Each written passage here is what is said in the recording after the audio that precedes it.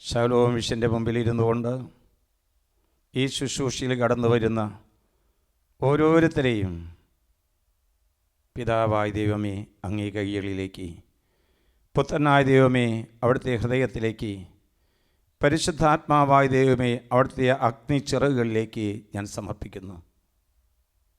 പല വിധത്തിൽ രോഗപീഠകളുമായി നിൽക്കുന്ന സർവ്വ മക്കൾക്കും സൗഖ്യദാതാവായി യേശുവേ നീ കടന്നു വരണമേ. ഞാൻ നിന്നെ സുഖപ്പെടുത്തുന്ന കർത്താവാണ്. ഈ വചനത്തിൻ്റെ അഭിഷേകം ഇപ്പോൾ സർവ്വ മക്കളിലേക്കും വ്യാപരിക്കുവാൻ യേശുവേ ഇടവരുത്തണമേ. മക്കളെ, ഇന്ന് നമ്മുടെ പ്രാർത്ഥനയ്ക്കും പരിചിന്തനത്തിനുമായി കർത്താവ് തന്നിരിക്കുന്ന വചനം യെശയ്യായുടെ പുസ്തകം 58 അധ്യായം 9 വാക്യം. നീ പ്രാർത്ഥിച്ചാൽ കർത്താവ് ഉത്തരമരുളും. നീ നിലവിളിക്കുമ്പോൾ ഇതാ ഞാൻ എന്ന് അവിടുന്ന് മറുപടി തരും. ഉത്തരമരുളുന്ന കർത്താവ്, നിലവിളി കേൾക്കുന്ന കർത്താവ് രോഗികളായിരിക്കുന്ന സർവരുടെ പക്കലേക്കും കടന്നു വരാൻ കൊതിക്കുന്നുണ്ട്. കണ്ണുനീരോടെ പ്രാർത്ഥിക്കണം കേട്ടോ. ശബ്ദം ഉയർത്തി നമ്മൾ പ്രാർത്ഥിക്കണം. തീക്ഷ്ണതയോടെ പ്രാർത്ഥിക്കണം. ഹാഗാറിൻ്റെ പ്രാർത്ഥന കേട്ട കർത്താവ്, 2 കുരുടന്മാരുടെ പ്രാർത്ഥന കേട്ട കർത്താവ് ഈ ശുശ്രൂഷ സംബന്ധിക്കുന്ന സർവരുടെയും പ്രാർത്ഥന കേൾക്കാൻ നമ്മുടെ അടുത്ത് വന്ന് നിൽക്കുന്നുണ്ട്.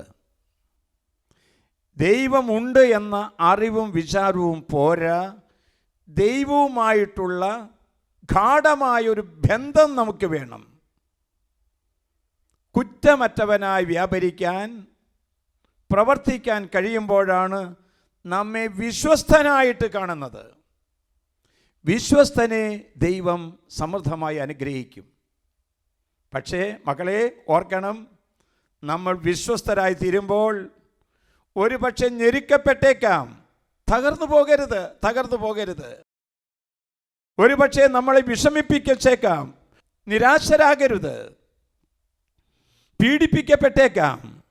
നശിച്ചു പോകരുത്. കാരണം കർത്താവ് നമ്മുടെ അടുത്ത് നിൽക്കുന്നുണ്ട്.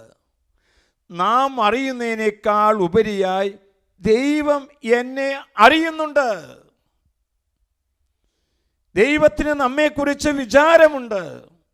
വചനം പറയുന്നില്ലേ, നിന്റെ ഉത്കണ്ഠകളെല്ലാം ദൈവത്തിന് വിട്ടുകൊടുക്കുക.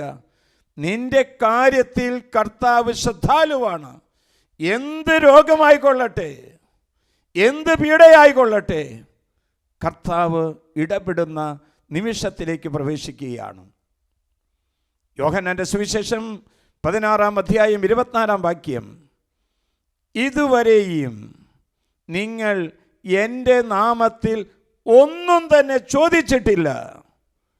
ചോദിക്കുവിൻ നിങ്ങൾക്ക് ലഭിക്കും, അതുമൂലം നിങ്ങളുടെ സന്തോഷം പൂർണ്ണമാവുകയും ചെയ്യും. ഒരിക്കൽ കൂടി, ഇതുവരെയും നിങ്ങൾ എൻ്റെ നാമത്തിൽ ഒന്നും തന്നെ ചോദിച്ചിട്ടില്ല. ചോദിക്കുവിൻ നിങ്ങൾക്ക് ലഭിക്കും, അതുമൂലം നിങ്ങളുടെ സന്തോഷം പൂർണ്ണമാകുകയും ചെയ്യും. സാഹചര്യങ്ങളിലേക്ക് നോക്കി പ്രാർത്ഥിക്കരുത്. മറ്റുള്ളവരിലേക്ക് നോക്കി നീ പ്രാർത്ഥിക്കരുത്. യേശുവിൻ്റെ ഹൃദയത്തിലേക്ക് നോക്കി നീ പ്രാർത്ഥിക്കണം. അത്ഭുതകരമായിരിക്കുന്ന സൗഖ്യം നമ്മൾ കൊതിക്കുന്നവരാണ്. 4 കാര്യങ്ങൾ മനസ്സിൽ ഓർത്തു വയ്ക്കുക. 1, ശക്തമായ വിശ്വാസം. 2, തീക്ഷ്ണമായ ആഗ്രഹം. 3, വിശുദ്ധി നിറഞ്ഞ ഹൃദയം. 4, നിരന്തരമായ പ്രാർത്ഥന. ഇതാണ് അത്ഭുതകരമായ സൗഖ്യത്തിൻ്റെ ആത്മീയമായ മർമ്മം എന്ന് പറയുന്നത്. ശക്തമായ വിശ്വാസത്തോടെ ആയിരിക്കണം നമ്മൾ പ്രാർത്ഥിക്കേണ്ടത്. മകളെ, ഓർക്കുക, നീ പ്രാർത്ഥനാ മുറിയിലേക്ക് കയറാതിരിക്കുവാൻ, കൃപയുടെ നിറകുടമായ പരിശുദ്ധ അമ്മയുടെ ജപമാല കരങ്ങളിൽ എടുക്കാതിരിക്കുവാൻ, കുരിശമേന്തി കാൽവരിയിലേക്ക് പോയ യേശുവിൻ്റെ കുരിശിൻ്റെ വഴി നടത്താതിരിക്കുവാൻ ഒരു പൈശാചികമായ ശക്തി നമ്മുടെ ചുറ്റും നിൽക്കുന്നുണ്ടെന്ന് മറക്കരുത്. പ്രാർത്ഥനയുടെ ശക്തിയും അനന്തമായ സാധ്യതയും നമ്മിൽ സംഭവിക്കാതിരിക്കാൻ തിന്മയുടെ ഒരു സംഘം നമുക്കെതിരെ പ്രവർത്തിക്കുന്നുണ്ട്. ആ സമയങ്ങളിലൊക്കെ നമുക്ക് വേണ്ടത് ശക്തമായ വിശ്വാസമാണ്. വിശുദ്ധനായ ക്രിസ്ത്യസ്റ്റോം പറയുന്നു, വിശ്വാസം ഒരു വിളക്കാണ്.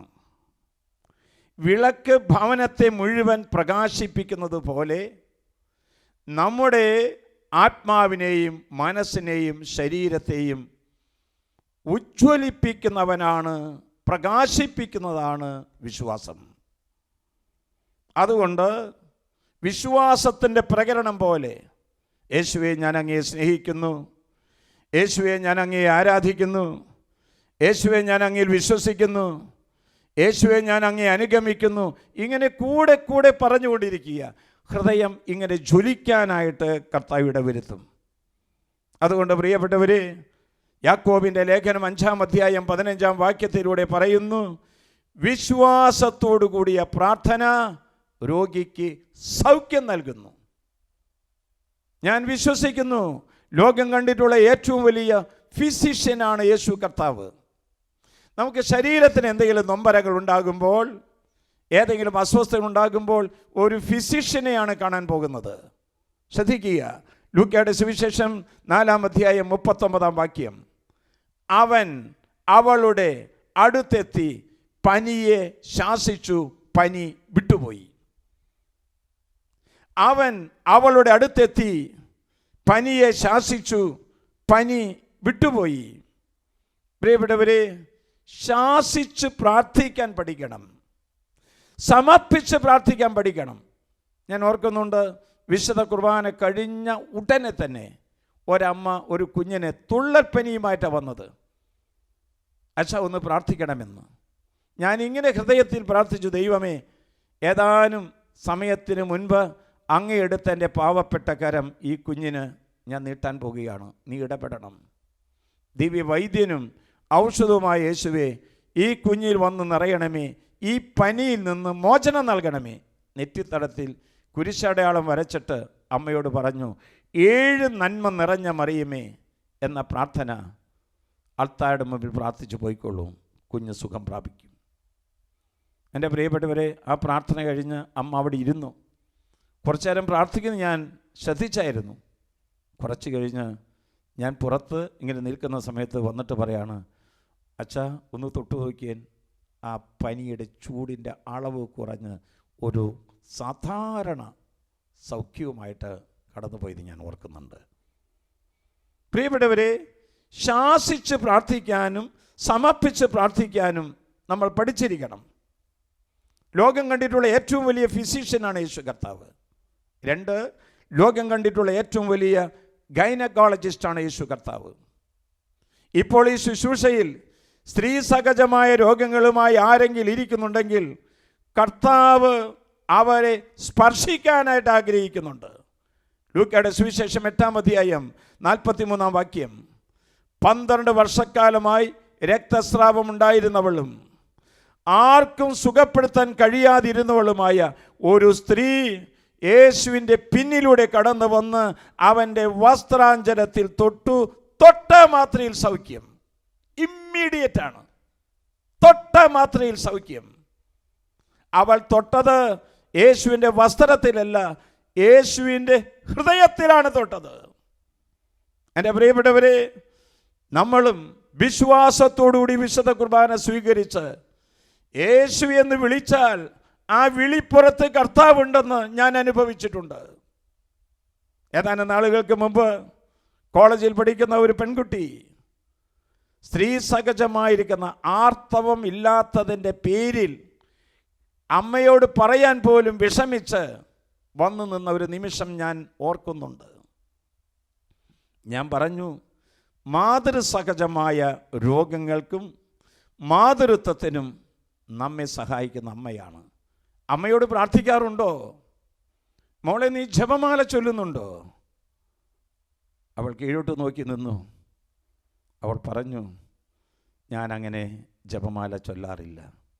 ഞാൻ അവളോട് പറഞ്ഞു, ഇന്നു മുതൽ 33 ദിവസം അമ്മയോട് പ്രാർത്ഥിക്കുക, മാതാവ് നിന്റെ ജീവിതത്തിൽ ഇടപെടും.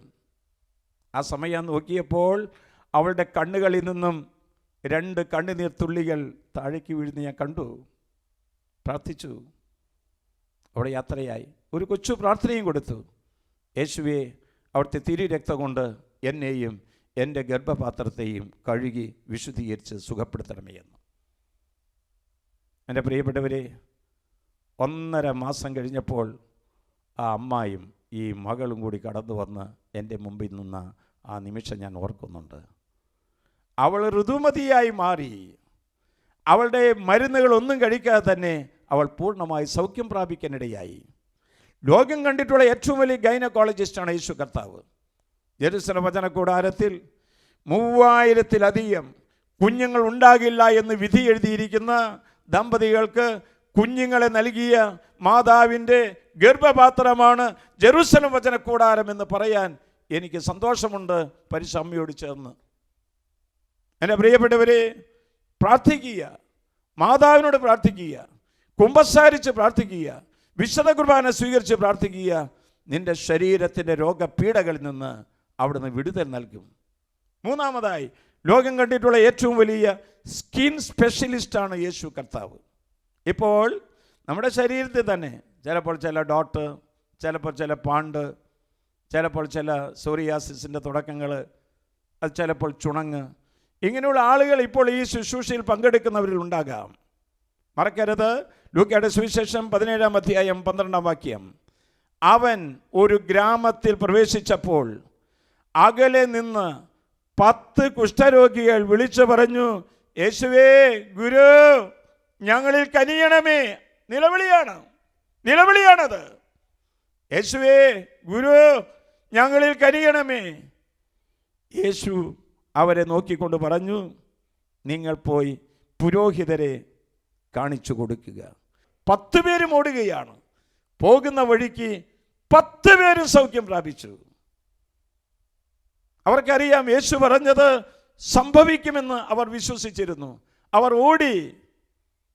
അതിൽ ഒരുവൻ മാത്രം തിരിച്ചു വന്നുകൊണ്ട് പറഞ്ഞു, യേശുവേ, അവിടുന്ന് നൽകിയ ഈ വലിയ സൗഖ്യത്തിന് നന്ദി. അപ്പോൾ ഈശോ പറഞ്ഞു, 10 പേർക്കല്ലേ ഞാൻ സൗഖ്യം നൽകിയത്, ബാക്കി 9 പേരെവിടെ? ദൈവം പോലും കൊതിക്കുന്ന സ്വഭാവമാണ് നന്ദി പറയുക, നന്ദി പറയാനായിട്ട് തയ്യാറാകാൻ. പ്രിയപ്പെട്ടവരെ, അത്ഭുതകരമായിരിക്കുന്ന സൗഖ്യം നമ്മുടെ ശരീരത്തിൽ എന്ത് രോഗമായിക്കൊള്ളട്ടെ, ത്വക്ക് സംബന്ധമുള്ള രോഗമുള്ള പലരും ഈ ശുശ്രൂഷയിൽ പങ്കെടുക്കുന്നുണ്ട്. ഈശോയുടെ പക്കലേക്ക് കടന്നു വരാൻ ആഗ്രഹിക്കുന്നുണ്ട്. നമ്മുടെ ഹൃദയത്തിൻ്റെ കവാടങ്ങൾ തുറന്നു കൊടുക്കണം. വീണ്ടും, ലോകം കണ്ടിട്ടുള്ള ഏറ്റവും വലിയ ഓർത്തോപീഡിസ്റ്റാണ് യേശു കർത്താവ്.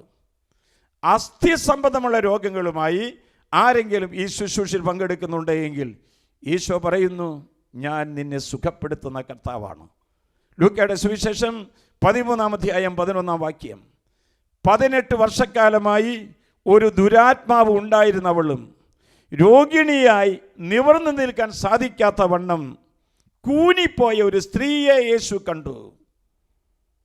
അവളെ കണ്ടപ്പോൾ അവളെ അടുത്ത് വിളിച്ചു പറഞ്ഞു, സ്ത്രീയെ, നീ രോഗത്തിൽ നിന്ന് വിടുതൽ പ്രാപിച്ചിരിക്കുന്നു.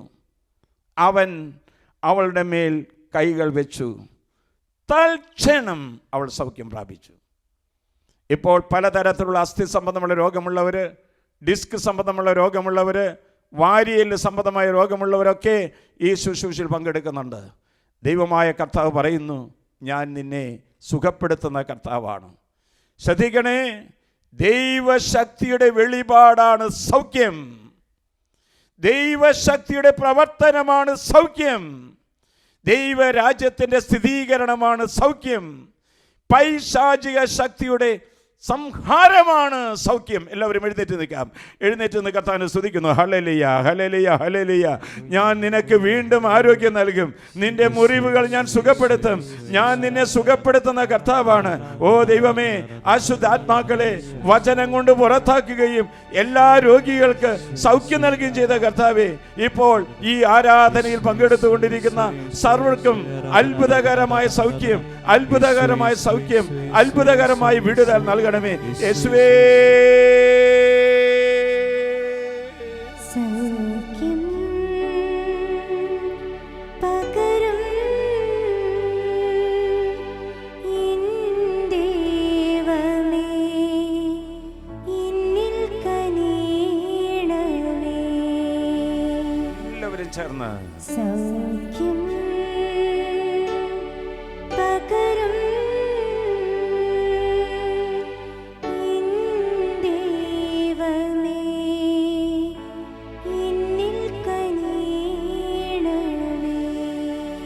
വചനം പറയുന്നു, കർത്താവേ, എന്നെ സുഖപ്പെടുത്തണമേ, അപ്പോൾ ഞാൻ സൗഖ്യമുള്ളവനായിത്തീരും. കർത്താവേ, എന്നെ രക്ഷിക്കണമേ, അപ്പോൾ ഞാൻ രക്ഷ പ്രാപിക്കും. അങ്ങ് മാത്രമാണ് എൻ്റെ പ്രത്യാശ. മകളെ, യേശു തരുന്ന സൗഖ്യം നിത്യമായ സൗഖ്യമാണ്. യേശു തരുന്ന രക്ഷ നിത്യമായ രക്ഷയാണ്. ഇപ്പോൾ ശിരസിൽ വേദന, തലവേദന, മൈഗ്രെയിൻ മുതലായ വേദനകളാൽ കഷ്ടപ്പെടുന്നവർ ഈ സമൂഹത്തിൽ ഇരിക്കുന്നുണ്ട്. അല്പസമയം പോലും കോൺസെൻട്രേറ്റ് ചെയ്ത് പഠിക്കാൻ പറ്റുന്നില്ല. ദൈവവചനം പോലും വായിക്കാൻ പറ്റുന്നില്ല. തല പൊട്ടിപ്പൊളിയുന്ന വേദന. അപ്രകാരമുള്ളവരിലേക്ക് കർത്താവ് ഇപ്പോൾ നീ കടന്നു വരണമേ. രണ്ട് കരങ്ങൾ ഉയർത്താം. രണ്ട് കരങ്ങൾ ഉയർത്തി കർത്താവിനെ സ്തുതിച്ച് പ്രാർത്ഥിക്കാം. ഹല്ലേലൂയ, ഹല്ലേലൂയ, ഹല്ലേലൂയ, ഹല്ലേലൂയ, ഹല്ലേലൂയ. യേശുവേ, നന്ദി പിതാവേ, സ്തോത്രം, സ്തോത്രം, മഹത്വം. കർത്താവ്, ഞങ്ങളെ തൊടണമേ, ഞങ്ങളെ തൊട്ട് സുഖപ്പെടുത്തണമേ. യേശുവേ, യേശുവേ, യേശുവേ.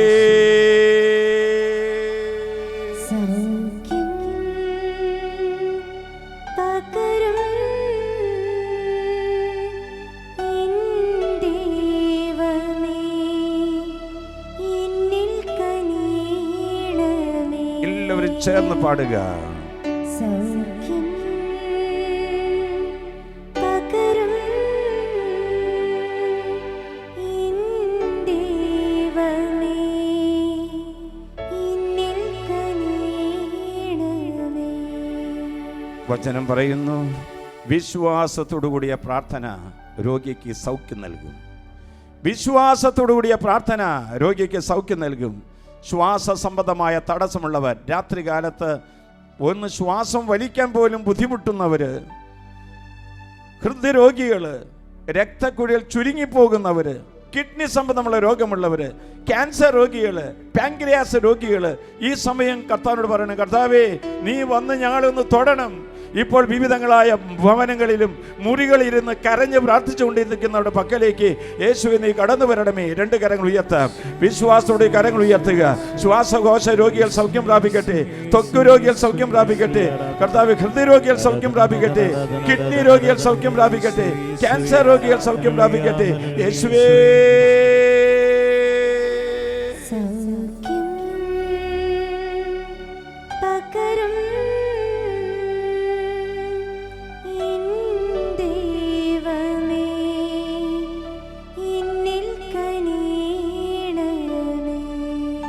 വചനം പറയുന്നു, മകനെ, രോഗം വരുമ്പോൾ ഉദാസീനനാകാതെ കർത്താവിനോട് പ്രാർത്ഥിക്കുക. അവിടുന്ന് നിന്നെ സുഖപ്പെടുത്തും. മകനെ, രോഗം വരുമ്പോൾ ഉദാസീനനാകാതെ കർത്താവിനോട് പ്രാർത്ഥിക്കുക. അവിടുന്ന് നിന്നെ സുഖപ്പെടുത്തും. കർത്താവേ, ഇപ്പോൾ ഈ ശുശ്രൂഷയിൽ പങ്കെടുത്തുകൊണ്ടിരിക്കുന്ന എല്ലാ തളർവാദ രോഗികളെയും അവിടുന്ന് സുഖപ്പെടുത്തണമേ.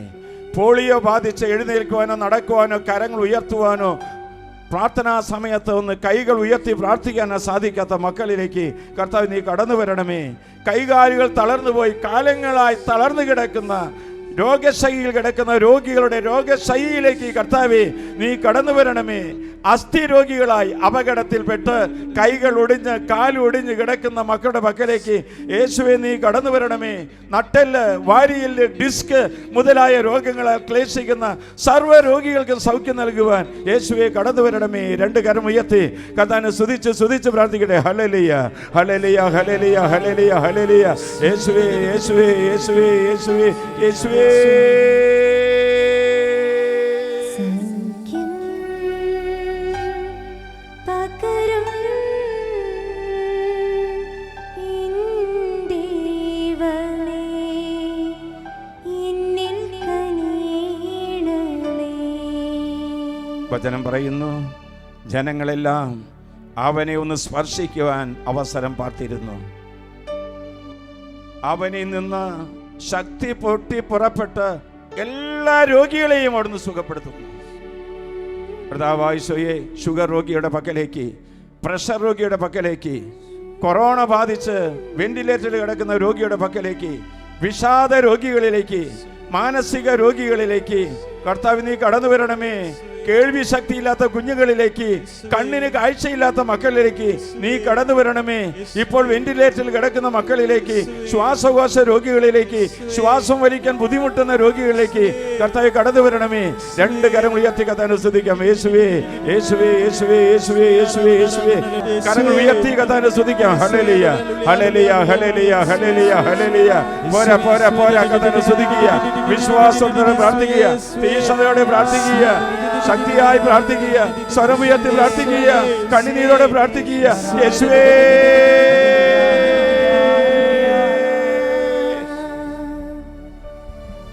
സൗഖ്യം പകരും ദൈവമേ, എന്നിൽ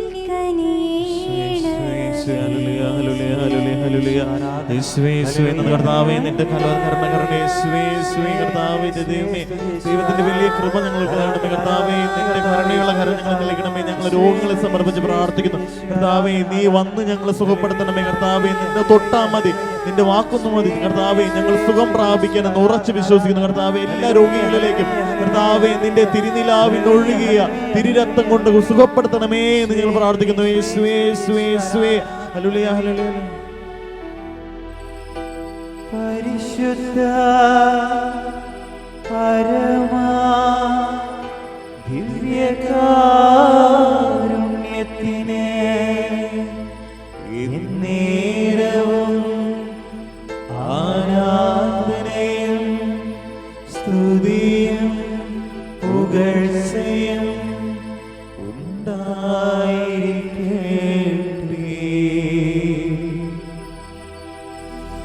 മൃദുവാ